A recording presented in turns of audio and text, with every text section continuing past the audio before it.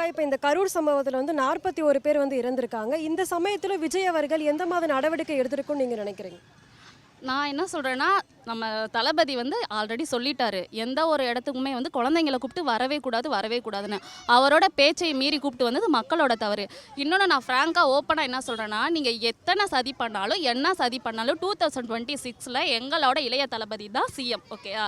இதுக்காக நீங்கள் என்ன பண்ணாலும், இன்னும் என்ன பண்ணுவீங்களோ பண்ணிக்கோங்க. அதோட விளைவுகள் வந்து பண்ணவங்களுக்கு தான் ஆகுமே தவிர, எங்கள் இளைய தளபதியை யாராலையும் டச் பண்ணவே முடியாது. விஜய் அவர்கள் வந்து நிறைய பேர் சொல்றாங்க நீங்க ஹாஸ்பிடல்ல வந்து பார்த்தா எந்த நடவடிக்கையுமே வந்து எடுக்கணும். இது எப்படி பார்க்குறீங்க? ஆப்போசிட்டில் இருக்கிறவங்க இன்னும் அவர் மேலே என்ன பழி வேணால் போட்டுக்கிட்டே இருக்கட்டும். ஆனால் அவர் மூவ் பண்ணுறதை கரெக்டாக பண்ணிக்கிட்டே தான் இருக்கார். அவர் நார்மலாக நடந்து போன ஒரு விஷயத்தை கொண்டு வந்து அவாய்ட் பண்ணிட்டு போகிறாரு, சிரிச்சிட்டு போகிறாரு. இந்த ஒரு சுச்சுவேஷனில் அவர் எப்படி ஸ்மைல் பண்ணுவார்? க்ரியேட் பண்ணிக்கிட்டு இருக்காங்க, அவங்களாம் ஓனாக க்ரியேட் பண்ணிகிட்டே இருக்கிறாங்க. நீங்கள் என்ன வேணால் பண்ணுங்கள் சார், டக்குன்னு அடுத்த ஸ்டெப்பு என்னவோ அதை பண்ணிக்கிட்டு இருக்கிறாங்க. இது வந்து அவரால் நடக்கலை, அது அவருக்கும் தெரியும். இருந்தாலும் என் மக்களுக்கு ஒன்று, நான் ஏற்கனவே வந்து மக்களுக்கு நல்லது செய்கிறதுக்காக தான் அவர் வந்து சிஎம் ஆகிறதுக்கு ஸ்டெப் எடுத்துக்கிட்டு எல்லாம் பண்ணிக்கிட்டு இருக்கிறாங்க. இந்த டயத்தில் அவர் மேலே தப்பே இல்லாட்டியும் அந்த மக்களுக்கு என்ன செய்யணுமோ அதை அடுத்த ஸ்டெப்பே டக்குன்னு மூவ் பண்ணி போயிட்டு இருக்கிறாங்க. இன்னும் வந்து நிறைய இடைஞ்சல் கொடுத்து அவர் பேரை தவறாக வந்து கிரியேட் பண்ணிக்கிட்டு அவரை என்ன பழி போட்டாலும் எங்களை மாதிரி மக்கள் இருக்கிற வரைக்கும் எங்கள் இளைய தளபதி சிஎம் தான். இன்னும் என்ன பண்ணாலும்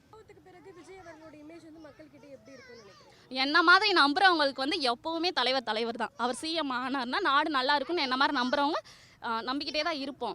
ஆனால் ஒரு விஷயத்தை பார்த்தோன்னே டக்குன்னு மாறி பேசுறது, இங்கிட்ட ஒருத்தவங்க ஒரு அமௌண்ட் கொடுத்தோன்னே அவங்களுக்கு ஏற்றுக்கிட்டு பேசுறது, அப்படி தப்பாக மாறி பேசுகிற மக்கள் இருக்கிற வரைக்கும் விஜயகாந்த், நம்ம தலைவர் விஜயகாந்த் மாதிரி, சார் விஜய் மாதிரி இப்படி இருக்கிற நல்ல மனுஷங்களை நம்ம இழந்துக்கிட்டே தான் இருப்போம்.